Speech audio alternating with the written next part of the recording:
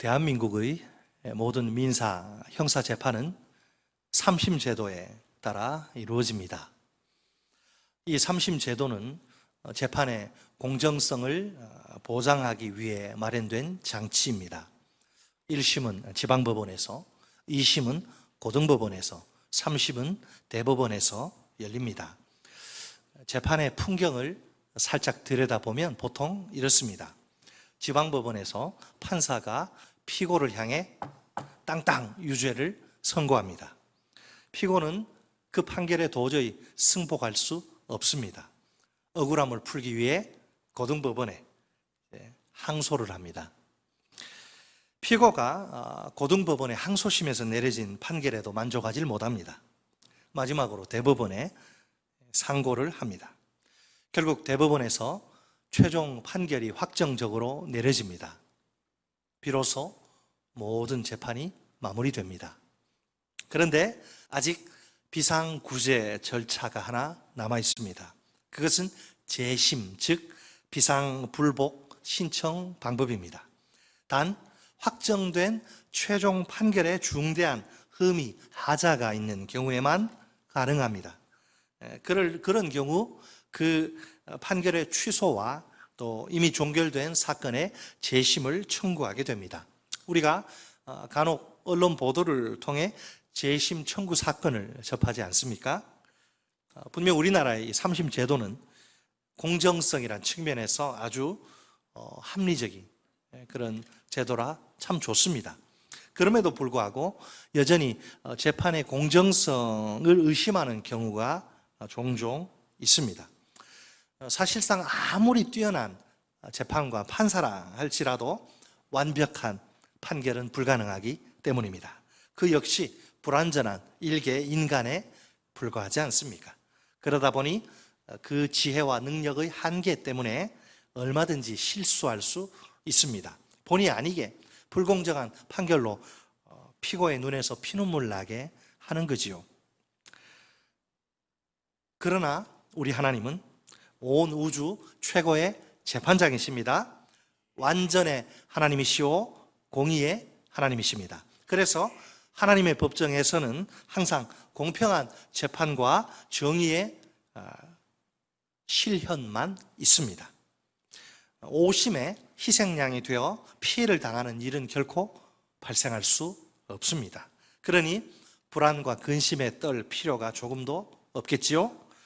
다들 마음을 푹 놓으셔도 됩니다. 괜찮습니다. 여기서 문득 한 가지 질문이 떠오릅니다. 하나님의 공의가 언제나 우리 인간에게 좋기만 할까요? 힌트는 로마서가 고발하는 인간의 죄악상입니다. 모든 인간은 죄의 지배 아래 놓여 있습니다. 죄가 없는 의인은 이 세상에 단 한 명도 없습니다. 과연 공의의 하나님은 그들 죄인들에게 어떤 판결을 내리실까요? 당연히 그들의 죄에 대한 책임을 물으시고 엄중히 심판하시겠지요?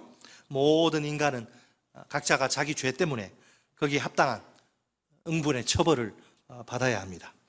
누구처럼 이제 깜빵에서 한 18년 정도 콩밥 먹으며 푹 썩는 그런 수준이 아닙니다. 강제로 목숨이 끊어지는 사형보다 더 무시무시한 처벌입니다. 지옥에 떨어져 영원토록 고통당하는 겁니다. 가히 최대의 위기 앞에 선 온 인류라고 할 수 있습니다. 이처럼 세상은 정의를 원하고 또 정의가 필요합니다. 공의의 하나님이 만드신 창조하신 세상이라 그렇습니다. 역설적이지만 하나님의 공의가 우리 모두에게 늘 좋기만 한 것은 아닙니다. 죄인인 우리 모두가 하나님의 공의에 의해 최악의 벌을 받아야 하지 않습니까? 참으로 감사하게도 하나님의 공의로부터 우리를 보호하는 안전장치가 있습니다. 그것은 하나님의 또 다른 본질적 속성인 사랑입니다. 하나님은 그 큰 사랑으로 아무리 흉악한 죄인일지라도 세상 모든 사람들이 손가락질하고 다 포기한 그런 몹쓸 죄인일지라도 품으시고 용서하십니다. 그렇다고 해서 문제가 다 해결된 것은 아닙니다. 어떻게 사랑의 하나님이 죄인들을 무조건 덮어놓고 용서하실 수 있단 말입니까? 누가 보더라도 그것은 하나님의 공의란 그 본성에 위배되는 일이 아닙니까? 정직하게 말하면 공의의 하나님은 차마 그러실 수가 없습니다. 사랑과 공의의 대립, 충돌이라 그 어느 누구도 결코 해결할 수 없는 난제입니다. 가슴 아프게도 모든 인간은 아담의 타락 이후에 죄의 노예로 전락하고 맙니다. 죄의 결박으로부터 해방되지 않는 한, 그 죄의 속박이 끊어지지 않는 한 우리 인간에게는 아무런 소망이 없습니다. 로마서 1장 18절로 또 3장 20절에 이제 등장하는 바울의 그 마치 검사처럼 피고를 몰아세우고 기소하면서 막 공격하는 이 바울의 고발은 대단히 강력합니다. 변호할 수가 없는 그런 고발입니다. 자, 거기서 바울은 우리 인간의 실체를 그 부끄럽고 수치스러운 민낯을 적나라하게 폭로합니다. 인간이란 존재가, 이 성경을 읽어보면 인간이란 존재가 얼마나 악하고 더러운지 몰라요. 그 속을 들여다보면 도저히 이게 완전 아주 썩은 시궁창 냄새가 진동합니다. 구역질이 왈칵 나와서 도저히 참을 수가 없을 지경입니다. 이것이 바로 죄가 초래한 심각한 결과입니다. 죄 때문에 인간이 완전히 병들고 완전히 망가지고 못쓰게 된 거예요. 원래 하나님의 형상 따라 어떤 존재보다도 아름답게 창조된 우리 인간이 아닙니까? 하나님 인간을 창조하시고 너무너무 기쁘셔서 뭐라 그러셔요? 보시니 보시기에 심히 좋았더라. Very good. 하나님 만들어 놓으셨고 너무 놀랄 정도로 너무 아주 완벽하게 창조가 된 인간. 슬프게도 더 이상 그런 아름다운 모습은 우리 인간에게서 찾아볼 수 없습니다. 이처럼 모든 인간은 죄의 포로가 되어 비참하게 살아갑니다. 죄를 거부할 수도, 죄에 대항할 수도 없는 노릇입니다. 그냥 허수아비처럼 로봇처럼 무기력한 상태로 질질 끌려 다니는 겁니다. 따라서 유대인이나 이방인이나 모두 하나님의 심판 아래 있습니다. 그 어느 누구도 피할 수 없는 하나님의 무서운 심판입니다. 인간 스스로의 힘으로는 이 절망의 현실에서 탈출할 길이 전혀 없습니다. 정말 무슨 뾰족한 대책이 없을까요? 본문 21절에 맨 처음에 나오는 단어 하나를 주목하세요. 21절이 어떻게 시작됩니까? 이제는이죠. 헬라 성경을 보면 그러나 이제는입니다. 이것은 구속사에 있어서 결정적인 전환을 가리킵니다. 방향을 완전히 이제 틀어버린 거죠. 지금까지는 모든 인간이 하나님의 진노와 심판 아래 놓여 있습니다. 그러나 이제 완전히 새로운 차원이 다른 새로운 세상이 활짝 열립니다. 하나님이 깜짝 놀랄 만한 선물과 함께 우리 인류에게 찾아오신 것이지요. 그 선물은 바로 하나님의 의, righteousness, 하나님의 의입니다. 본문 21절을 보면 율법 외에 하나님의 한 의가 나타나죠. 이 하나님의 의는 율법과 별개예요. 율법과는 아무 상관이 없습니다. 율법의 한계 때문에 그렇습니다. 어느 누구도 율법의 행위로는 율법을 100% 지켜서는 하나님 앞에 의롭다 하심을 얻을 수 없습니다. 또한 이 하나님의 의는 어느 날 갑자기 하늘에서 뚝 떨어진 것이 아닙니다.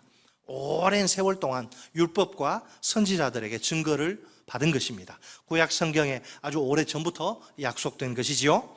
드디어 신실하신 하나님, 한번 약속하시면 반드시 성취하시는 신실하신 하나님이 때가 참에 그 약속을 손수 성취하십니다. 선지자들과 또 시편 기자들이 그토록 오매불망 갈망하던 이 일이 마침내 실현된 것입니다. 사실을 말하자면 천지개벽과도 같은 엄청난 획기적인 사건이 발생한 겁니다. 스스로의 힘으로는 죽었다 깨어나도 구제가 불가능한 죄인들이 아닙니까? 아무런 소망도 노래할 수 없던 절망적인 인생들입니다. 끊임없이 하나님을 대적하고 하나님께 반역을 일삼던 자들입니다. 그런데도 이런 불의한 몹쓸 죄인들에게 하나님은 끝까지 신실하십니다. 본문 21절을 구문론적으로 살펴보면 율법 외란 표현이 가장 강조됩니다. 바울이 말하고 싶은 게 무엇인지 한번 생각해 보세요. 본래 율법은 누구에게 주어진 거죠? 오직 유대인, 선민에게만. 율법은 유대인에게만 주어지지 않습니까? 그러나 하나님의 구원의 계획은 다릅니다. 그 대상이 유대인만이 아니라 온 세상 사람들, 이방인들입니다. 그렇다면 논리적으로 구원은 율법과 상관이 없어야 합니다. 그렇지 않으면 하나님의 구원의 계획은 성취될 수 없습니다. 바울은 본문 22절에서 하나님의 의가 무엇인가 구체적으로 계속 설명합니다. 22절 같이 읽겠습니다. 시작. 곧 예수 그리스도를 믿음으로 말미암아 모든 믿는 자에게 미치는 하나님의 의인이 차별이 없느니라. 아멘. 하나님의 의가 이 세상에 어떻게 오는가? 이 세상에 오는 수단이 보입니다. 그것은 오직 믿음을 통해서 오는 거죠. 하나님의 의는 예수 그리스도를 믿음으로 말미암아 모든 믿는 자에게 똑같이 미칩니다. 다른 조건은 아무것도 필요하지 않습니다. 오로지 예수 그리스도를 믿는 믿음입니다. 이것이 하나님이 정하신 구원의 유일한 방식입니다. 하나님의 의의 수혜자, 의의 혜택을 누가 받느냐? 예수 그리스도를 믿는 우리 모두입니다. 유대인이든 이방인이든 아무 상관이 없습니다. 그들 사이에는 그 어떤 차별도 존재하지 않습니다. 구약 성경에 따르면 원래 유대인과 이방인 사이에게는 그 분명한 구분, 도저히 뛰어넘을 수 없는 그런 구분이 있지 않습니까? 이제 그들 사이를 오랜 세월 동안 가로막던 그 거대한 구분, 차별의 장벽이 와르르 여리고성 무너지듯이 무너진 것이죠. 감히 아무도 손댈 생각을 못하던 장벽이 완전히 무너지다니요. 오늘날도 마찬가지입니다. 여러분, 이 세상에 우리 주위에 얼마나 많은 차별이 존재합니까? 남녀 사이의 차별, 학벌의 차별, 직업의 차별, 거주지의 차별, 빈부귀천의 차별, 인종의 차별, 민족의 차별, 국가의 차별, 종족의 차별 등등이죠. 그러나 이제 온갖 차별이 무섭게 난무하던 그런 불평등의 시대는 종식되고 지나갑니다. 새로운 시대가 우리에게 찾아옵니다. 어떤 시대? 구원의 여러분 역사에 있어서 두 시대 사이에 뚜렷한 대조가 보입니까? 죄가 지배하던 옛 시대는 이제 끝납니다. 그 대신 구원의 복된 새 시대가 활짝 열립니다. 그렇다고 해서 때가 되어 새 시대가 저절로 자동적으로 열린 것은 아닙니다. 하나님이 친히 우리를 위해 새 시대를 열어주신 겁니다. 오늘은 어떤 시대냐? 누구에게나 하나님의 의가 열려있는, 닫혀있지 않고 열려있는 시대입니다. 사실은 모든 사람에게 하나님의 의가 절대적으로 필요합니다. 자, 그 이유가 무엇일까요? 23절 보세요. 우리 다 같이 23절 한 목소리로 읽습니다. 시작. 모든 사람이 죄를 범하였음에 하나님의 영광에 이르지 못하더니. 아멘. 우리를 포함해서 모든 사람의 과거가 단 한 줄로 매우 간단히 요약됩니다. 우리 모두는 하나님 앞에서 죄를 범합니다. 이 범죄가 몰고 온 후폭풍이 얼마나 끔찍합니까? 범죄의 결과로 모든 인간이 하나님의 영광에 이르지 못하게 됩니다. 이것이 도대체 무슨 말입니까? 바울은 지금 뭘 생각하느냐면 인류의 첫 조상인 아담의 타락을 떠올립니다. 아담의 타락으로 그 후손인 모든 인류는 본래 신적인 영광을 상실하고 맙니다. 그 잃어버린 영광, 어떤 게 있을까요? 하나님의 임재, 파라다이스 낙원, 하나님의 대리 통치자로서의 사명 등이 있겠죠. 또한 하나님이 의도하신 종말론적인 영광이라고도 볼 수 있습니다. 그 영광이란 하나님의 불멸의 생명, 곧 영원한 생명, 신적 생명, 영생을 가리킵니다. 범죄로 말미암아 더 이상 그 영광에 참여하지 못하게 된 것이지요. 이제는 영생에서 완전히 끊어진 인생이 된 셈입니다. 우리 모든 인생의 정직한 실체가 무엇입니까? 우리는 누구입니까? 창조주 하나님으로부터 생명을 받은 피조물 뿐만 아니라 창조주 하나 생명만 받으면 끝나는 게 아니에요. 창조주 하나님으로부터 생명 받은 우리가 계속 모든 자원을 계속 평생 동안 공급받아야 생존이 가능한 피조물입니다. 스스로의 힘으로는 생존이 불가능한 존재, 즉 하나님께 철저히 의존되고 예속된 피조물입니다. 물고기는 물을 떠나면 죽습니다. 물 안에 있어야 돼요. 마찬가지로 우리 인간은 하나님 안에 있어야 되는 거죠. 이런 피조물이 영생에서 완전히 끊어지다니요. 하나님과 아무 상관이 없는 인생이 되다니요. 그렇다면 우리는 얼마나 비참한 인생이란 말입니까? 마치 땅 대지에서 뿌리 뽑혀서 땅바닥에 사정없이 내동댕이 쳐진 한 그루의 나무 신세와 같습니다. 겉으로는 그 나무가 살아있는 것 같지만 사실상 죽은 것이나 다름없어요. 왜? 자기 자신 속에 조금 얼마간 남아있는 영양분이 곧 바닥나고야 말겠지요. 그러면 더 이상 아무런 영양분을 공급받을 수 없으니까 말라 비틀어져서 시들어 죽고 맙니다. 여러분, 하나님의 영광에 이르지 못한 인생들, 우리 모든 인생들을 기다리는 것은 무엇입니까? 죄에 대한, 그 죄 문제를 해결하지 못했으니 죄에 대한 하나님의 진노와 심판입니다. 하나님이 인정사정 보실 것 없이 우리를 지옥의 형벌 속에 던져버리시면 끝입니다. 그걸로 우리가 어디 가서 억울하다고 하소연할 수도 없습니다. 죄를 그렇게 처벌하시는 것이 하나님의 공의이기 때문입니다. 결국 온 인류에게, 우리에게 남아있는 것은 완전한 절망뿐입니다. 이처럼 우리 모두는 절망적인 비극의 주인공입니다. 여기서 우리가 한 가지 주목해야 할 것이 있습니다. 로마서에 자주 등장하는 의롭다 하다, 이 단어는 법정적인 용어라는 점이죠. 칭의는 하나님의 심판대에서 선언되는 법적 행위입니다. 그러니까 정죄와 반대되는 죄 용서를 가리킵니다. 칭의 되든지 정죄 받든지 둘 중에 하나죠. 모든 사람은 장차 하나님이 온 인류에게 칭의 아니면 정죄란 판결을 내리실 것입니다. 물론 이것은 종말론적인 최종 판결, 곧 번복이 불가능한 확정 판결입니다. 재심은 불가능합니다. 만약 하나님이 오늘 우리 죄인들을 의롭다 하신다면 어떨까요? 마지막 날에 속한 판결을 지금 벌써 가져오시는 셈이 되겠죠. 최종적 심판을 최후의 날에가 아니라 현재 미리 땡겨서 내리시는 것이죠. 이것이 우리에게 얼마나 큰 확신과 소망을 안겨다 주는지요. 현재 우리가 예수 그리스도를 믿지 않습니까? 그러면 하나님이 우리의 현재적인 이 믿음을 보시고 우리를 의롭다고 선언하십니다. 이것은 우리에게 오늘 여기서 실제로 이제 경험되는 칭의, 현재적 칭의죠. 이 칭의가 마지막 심판 때 내려질 하나님의 형벌을 면제하는 기초가 됩니다. 만약 우리가 오늘 칭의를 현재적으로 경험한다면 이런 확신과 소망을 가질 수 있습니다. 마지막 심판 때에 하나님이 내가 너 모른다, 그렇게 나를 내쫓지 않으시고 받아들이실 것이다. 다시 한 번 더요. 마지막 심판 때에 하나님이 나를 모른다 하시면서 내쫓지 않으시고 받아들이실 것이다.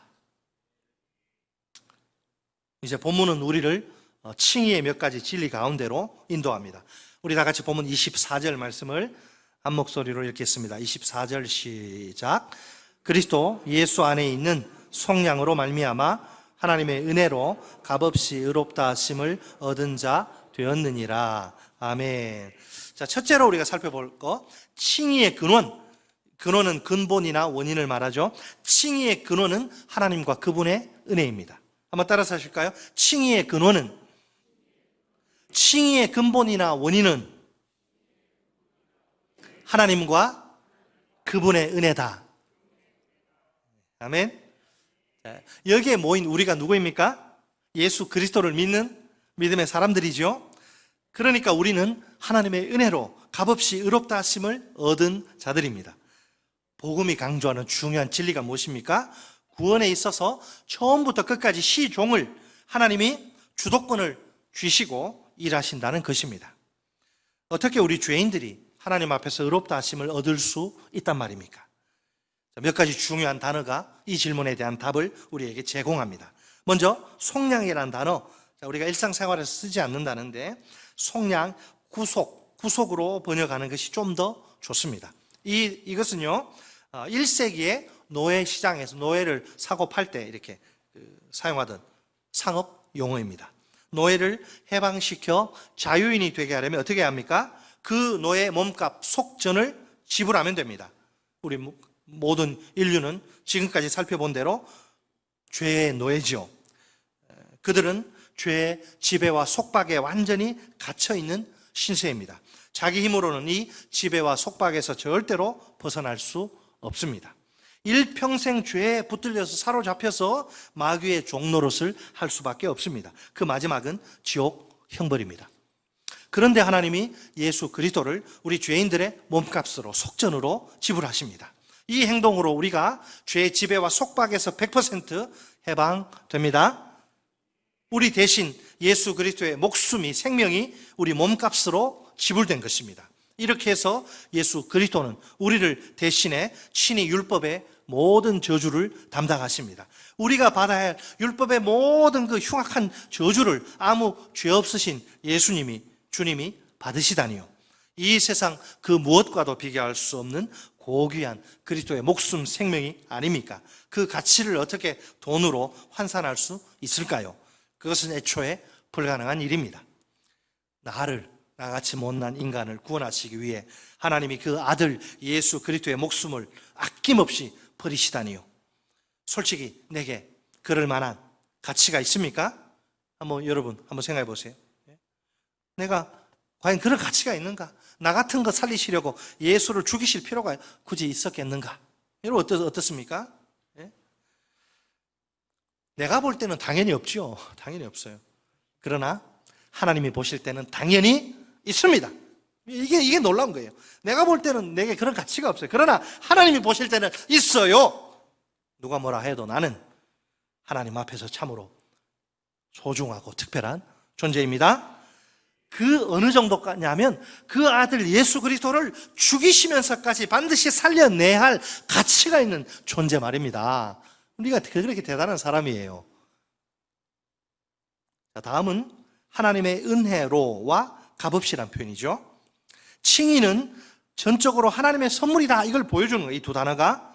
우리가 칭의를 얻기 위해 한 일은 아무것도 없습니다. 우리는 그 어떤 대가도 지불한 적이 없어요. 사실을 말하자면 우리가 할 수 있는 일은 아무것도 없죠. 그죠? 하나님 앞에서 그 어떤 선도 행할 수 없는 존재이기 때문입니다. 왜요? 전적 타락과 전적 부패가 초래한 전적 무능력이 그 원인입니다. 하나님 밖에 있는 인간, 예수 믿지 않는 인간은 전적 타락, 전적 부패, 전적 무능력, 거기서 벗어날 수가 없어요. 자, 여기에도 근데 입장 차이가 존재합니다. 서로가 정반대예요. 이게 복음의 놀라움이, 하나님의 신비예요, 신비. 입장 차이가 존재해서 서로가 정반대인데, 자 보세요. 우리 죄인들 편에서는 어떻습니까? 값없이 이루어진 칭의가 틀림없습니다. 내가 한 거 아무것도 없죠. 하나님의 은혜가 부어진 결과입니다. 하지만 하나님 편에서도 그럴까요, 과연? 하나님 편에서는 180도 달라요. 값없이가 절대로 아닙니다. 어떻게 값없이가 돼요, 이게? 최고로 값비싼 희생으로 라고 표현해야 정확합니다. 여러분 그렇지 않습니까? 하나님이 하나밖에 없는 사랑하는 아들의 목숨을 희생하신 것이니까요, 우리가 도저히 할 수 없는 그 일이 아닙니까? 그 일을 하나님이 우리 대신 하신 겁니다. 그래서 칭의는 하나님의 전적인 은혜입니다. 억만금을 주고도 살 수 없는 게 칭의입니다. 칭의. 그런 칭의를 마치 선물처럼, 긴급 재난금 우리 받아서 잘 닦아서 잘 썼는데, 칭의를 그것과는 비교할 수 없는데, 칭의를 마치 선물처럼 우리가 그저 무상으로 받은 것이죠. 긴급 재난금 받아도 감사한데 참 칭의를 받다니, 영원한 생명을 받다니, 여러분 얼마나 감사한 일입니까? 자, 둘째로, 자, 칭의의 첫 번째 근본 원인 이야기했는데, 하나님과 그 은혜라고. 칭의의 근거, 일부 때는 이거 근거라 그랬는데 근거 좀 차이가 별로 안 나는 것 같아서 칭의의 기초 이렇게 바꾸는 게 좀 좋을 것 같아요. 칭의의 기초는 그리스도와 그분의 십자가입니다. 여러분, 우리 죄인들에 대한 하나님의 정당한 반응은 무엇입니까? 진노요, 처벌이요, 심판이죠. 그죠? 참으로 이상한 일이지만 죄인들인데 아무런 처벌도 받지 않습니다. 세상에 이런 일, 이 세상에는 죄인이 어떻게 처벌 안 받습니까? 처벌을 받는데, 세상에 우리 영적인 세계에서 우리 죄인들이 지금 아무런 처벌도 받지 않아요. 그런데도 하나님이 불의한 우리들을 의롭다고 선언하십니다. 이것은 하나님의 공의가 심각하게 훼손되는 말도 안 되는 일이 아닙니까? 아무리 생각해봐도 이건 도저히 있을 수 없는 일입니다. 공의의 하나님은 어떤 경우에라도 어물쩍 구렁이 담 넘어가듯이 어떤 경우라도 자신의 의를 적당히 그냥 대충 타협하시지 않아요. 불의에 대해서 슬쩍 눈 감아 주시는 법이 없습니다. 그렇다면 도대체 이게 어떻게 된 일이란 말입니까? 이 질문에 대한 성경의 대답은 그리스도의 십자가입니다. 그리스도의 위대한 십자가입니다. 아니 도대체 십자가 위에서 무슨 일이 벌어진 것입니까? 우리 다 같이 본문 25절 말씀을 한 목소리로 읽겠습니다. 25절 시작. 이 예수를 하나님이 그의 피로써 믿음으로 말미암는 화목 제물로 세우셨으니 이는 하나님께서 길이 참으시는 중에 전에 지은 죄를 간과하심으로 자기의 의로우심을 나타내려 하심이니. 아멘. 여러분, 십자가 위에서 우리가 발견하는 것이 무엇입니까? 예수의, 그리스도의 죽음이죠. 이 죽음이 우리 죄인들을 위한 하나님의 구속행위가 됩니다. 어떻게 말입니까? 화목제물로 세우심으로. 여기 화목제물이라는 단어는 중요한데요, 두 가지 의미로 해석할 수 있습니다. 첫째로 하나님의 진노를 진정시키는 화해 행위입니다.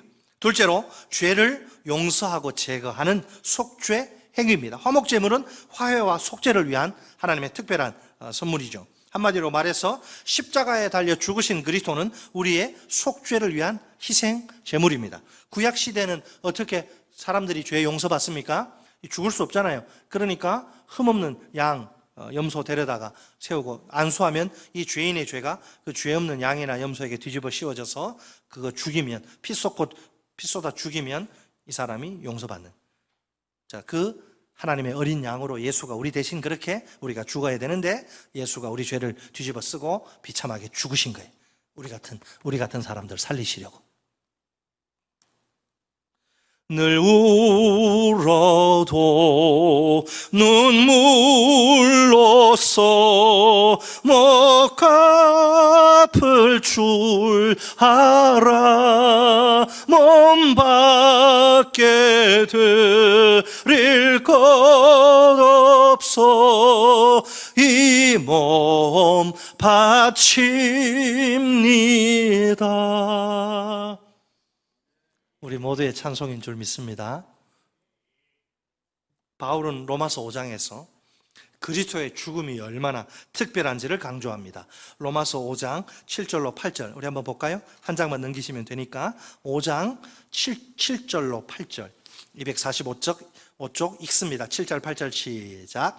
의인을 위하여 죽는 자가 쉽지 않고 선인을 위하여 용감히 죽는 자가 혹 있거니와 우리가 아직 죄인 되었을 때에 그리스도께서 우리를 위하여 죽으심으로 하나님께서 우리에 대한 자기의 사랑을 확증하셨느니라. 아멘. 자, 아침부터 죽음 이야기해서 좀 그런데, 자, 이 세상에서 흔치 않은 두 죽음과 그리스도의 죽음이 아주 강하게 대조가 됩니다. 지금 세 죽음이 나오죠, 그죠? 이 세 죽음을 가만히 들여다보면 결정적인 차이가 있어요. 그 차이가 무엇인지 아시겠습니까? 누구를 위하여 종은 울리나? 이게 아니고 누구를 위하여 죽는가? 죽기는 죽는데 누구를 위하여 죽는가 하는 점이죠. 성경에 보니까 의인을 위하여 죽는 자 쉽습니까? 쉽지 않습니까? 아무리 의인이라도 그 사람 위해 내 목숨 내놓기 쉽지 않아요. 의인을 위하여 죽는 자 쉽지 않습니다. 선인을 위하여 용감히 죽는 자 많습니까? 많지 않아요. 혹 아주 그냥 가뭄에 콩나듯이 혹 있어요. 그러나 우리 그리스도의 죽음은 어때요? 죽을 만한 가치가 있는 그런 훌륭한 의인, 선인을 위한 죽음이 아니에요. 아무 쓸모없는 우리 죄인들을 위한 죽음입니다. 그래서 이 세상 그 어떤 죽음과도 비교할 수 없는 특별한 죽음입니다. 그 죽음은 우리 죄인들을 향한 하나님의 사랑의 강력한 증거입니다. 그리스도의 죽음, 십자가에 달리신 그리스도를 보면서 그리스도의 죽음 앞에서는 그 어느 누구도 이 하나님의 사랑을 절대로 부인할 수 없습니다. 우리를 향한 하나님의 그 찬란한 사랑이 그리스도를 죽음의 자리로 이끈 것이지요.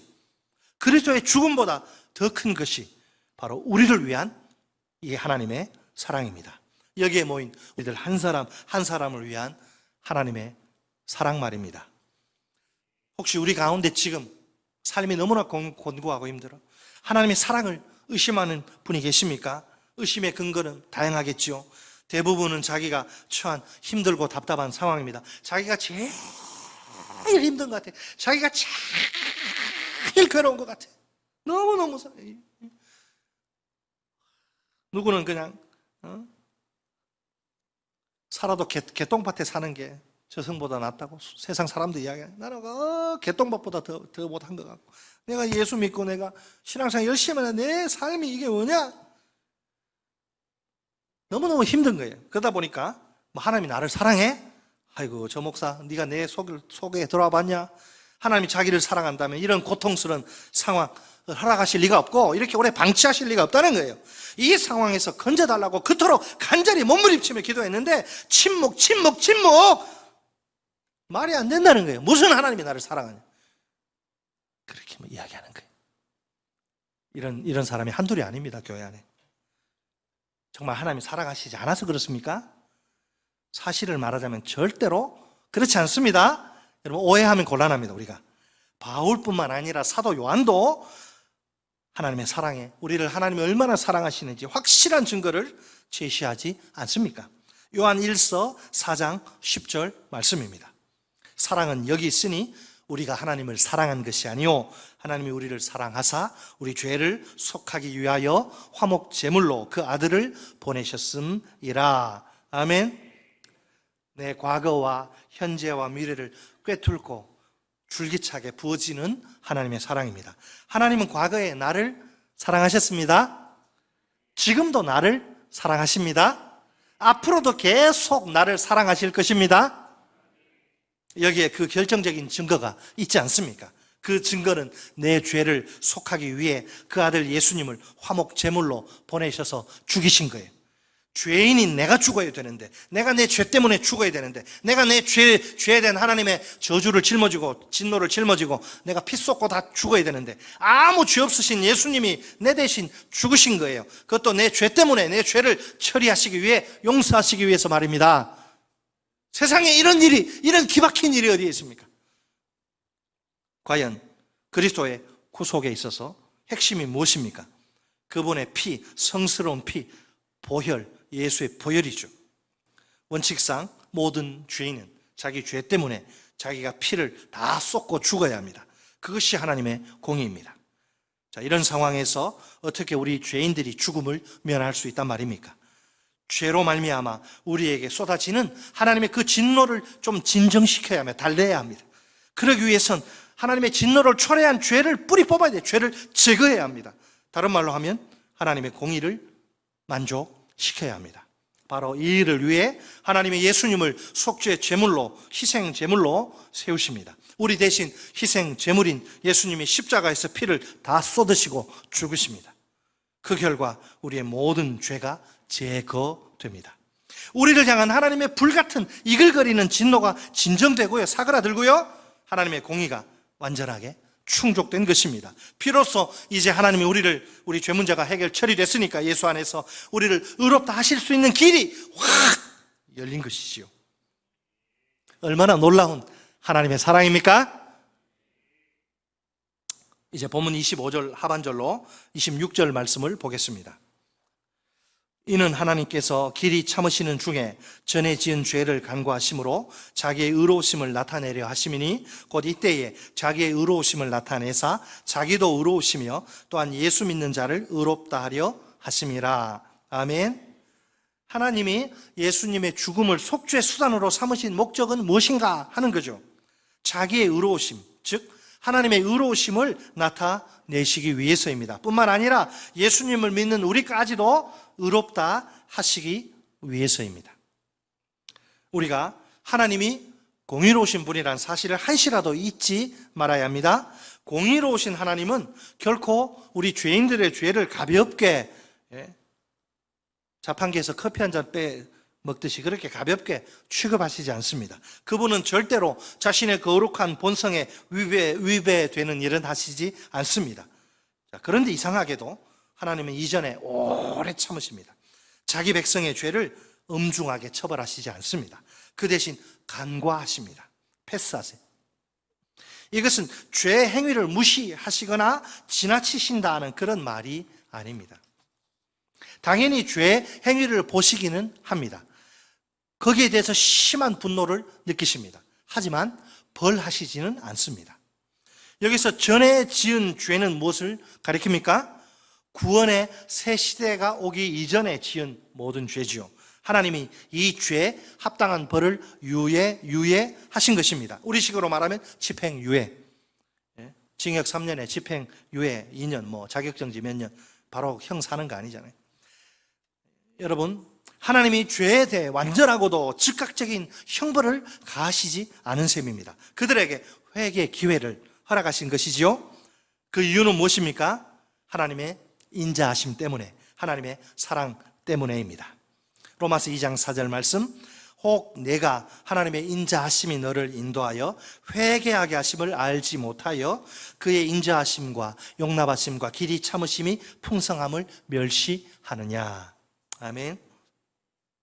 하나님은 이전에도 구원의 새 시대를 내다보십니다. 그 시대가 오면 죄인들의 모든 죄를 다 처리하실 것입니다. 그리스도의 십자가의 죽음으로 말미암아서 말입니다. 그래서 지금까지 길이 참으신 겁니다. 자, 그렇다면 하나님의 의로우심은 하나님의 일관성, 초지일관, 처음부터 끝까지 한결같은 걸 말하죠. 항상 자신의 성품에 따라 행동하시는 모습 말입니다. 여기서 말하는 하나님의 성품은 그분의 인자하심, 곧 그분의 사랑입니다. 오래 참으심 속에서 하나님이 자신의 의로우심만 나타내신 게 아닙니다. 예수님을 믿는 모든 자를 우리를 의롭다 하십니다. 사실 하나님의 의는 구원과 심판 둘 다에서 분명히 드러납니다. 하나님이 자신의 의로우심을 양보하시지 않고 어떻게 우리를 구원하십니까? 바울의 대답을 들어보세요. 예수님의 죽음에서 하나님의 구원의 의와 심판의 의가 이렇게 만난다는 것입니다. 하나님의 아들 예수님의 죽음이 우리 죄인들의 죄값을 완전히 치르지 않습니까? 우리가 받아야 할 형벌을 예수님이 대신 몸소 받으신 것이지요. 죄에 대한 하나님의 심판입니다. 이제 더 이상 우리에게 남아있는 하나님의 형벌은 없습니다. 예수님의 죽음으로 말미암아 하나님의 의로우심이 완벽히 충족된 셈이지요. 이것이 바로 심판에서 드러난 하나님의 의입니다. 하나님은 예수님의 죽음 때문에 예수님을 믿는 우리에게 긍휼을 확대시키십니다. 그래서 우리를 의롭다 하십니다. 이 일에 있어서도 하나님은 의로우십니다. 이것이 구원에서 나타난 하나님의 의입니다. 결국 하나님은 심판과 또 이제 구원 볼 때 하나님은 공의로우신 분입니다. 셋째로 칭의의 수단. 자, 첫 번째 칭의의 그 근원, 근본과 원인은 뭐라 그랬죠? 하나님과 그분의 은혜. 그 다음에 칭의의 기초가 뭐라 그랬어요? 그리스도와 그분의 십자가. 이제 셋째 마지막으로 칭의의 수단. 칭의가 어떻게 우리에게 오는가? 칭의의 수단은 믿음이에요. 믿음. 따라서 하십니다. 칭의의 수단은 믿음이다.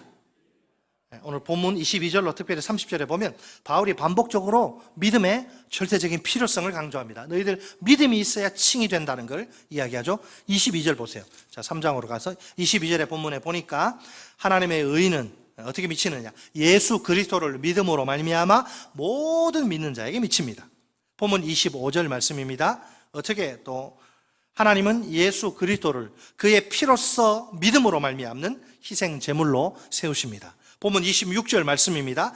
하나님은 예수 믿는 자를 의롭다 하십니다. 본문 28절 말씀입니다. 사람이 의롭다 하심을 얻는 것은 믿음으로 되는 줄 우리가 인정합니다. 본문 30절 말씀입니다. 하나님은 할례자도 무할례자도 믿음으로 말미암아 의롭다 하십니다. 여러분, 그러니 구원은 행위에 의해서가 아니라 믿음에 의해서 이루어집니다. 처음부터 우리 인간의 공로가 끼어들 틈이 아예 보이질 않습니다. 따라서 우리 편에서 이제 자기 구원에 대해 자랑할 것은 아무것도 없습니다. 믿음의 가치는 그 자체에서 찾을 수 있는 것이 아닙니다. 전적으로 오직 그 믿음의 대상인 예수 그리스도에게서만 찾을 수 있습니다. 우리를 구원하시기 위해 십자가에 못 박혀 죽으신 예수 그리스도 말입니다. 이상의 내용을 간단하게 정리해 볼까요? 지금까지 우리가 복음의 핵심, 가장 복음의 핵심인 칭의. 오늘 우리가 이제 길 앞에서 이제 우리가 복음 앞에로 우리가 넘어갔는데, 자, 그 첫 시간 칭의, 복음의 핵심인데 칭의를 살펴보았죠. 복음이 이 칭의와 관련돼서 우리에게 던지는 근본적인 두 가지 질문이 있습니다. 우리 죄인들이 어떻게 하나님 앞에서 의롭다 하심을 받을 수 있는가? 공의의 하나님이 어떻게 죄인들을 처벌하시지 않고 의롭다 하실 수 있는가? 칭의의 근원은 하나님과 그분의 은혜입니다. 칭의의 기초는 그리스도와 그분의 십자가입니다. 칭의의 수단은 믿음입니다. 자, 한번 우리 같이 하겠습니다. 칭의의 근원은 하나님과 그분의 은혜다. 칭의의 기초는 그리스도와 그분의 십자가다. 칭의의 수단은 믿음이다. 자, 이제 오늘 설교 내용을 딱 한 문장으로 줄여서 말씀드리겠습니다. 우리 다 함께 믿음으로 외쳤으면 좋겠는데 제가 먼저 쭉 이야기하고 여러분도 같이 저랑하세요. 구원은 오직 은혜로, 오직 그리스도 안에서, 오직 믿음을 통해 이루어진다. 우리 같이 하겠습니다. 구원은 오직 은혜로, 오직 그리스도 안에서, 오직 믿음을 통해 이루어진다. 네. 아멘. 이게 제가 땀 뻘뻘 흘리면서 한 설교 요약입니다. 이 한 줄로 칭의에 대해서 제가 정리를 했어요. 예수님의 죽음 안에서 우리의 모든 죄가 완전히 처리됩니다. 하나님 죄가 하나님 벌이 남아가지고 그 벌 받을까 벌벌 떨고 그러면 안 돼요. 예수님의 죽음 안에서 우리의 과거, 현재, 미래 모든 죄가 완전히 완벽히 깨끗이 처리됩니다. 예수님이 우리가 받아야 할 죄의 형벌을 대신 받으신 것이죠. 그래서 하나님은 예수님을 믿는 우리 모두를 의롭다 하십니다. 마침내 하나님의 공의가 완전히 실현됩니다. 우리는 구원받은 하나님의 자녀가 됩니다. 이제 우리는 영원한 지옥 형벌과는 아무 상관이 없는 인생입니다. 모든 것이 하나님의 전적인 은혜입니다. 우리가 일평생 감사하고 자랑할 것은 무엇입니까? 오직 하나님의 은혜, 오직 그리스도의 십자가입니다. 우리 모두 이제는 하나님의 은혜와 그리스도의 십자가에 합당한 삶을 삽시다. 하나님의 의라고 하는 최고의 선물을 값없이 받은 자답게 삽시다. 하나님께 최선의 영광을 돌리는 인생이 됩시다. 하나님 앞에 최고의 헌신과 충성으로 반응합시다. 아멘. 우리가 살아도 주를 위하여 살고 죽어도 주를 위하여 죽나니 사나 죽으나 우리가 다 주의 것이라.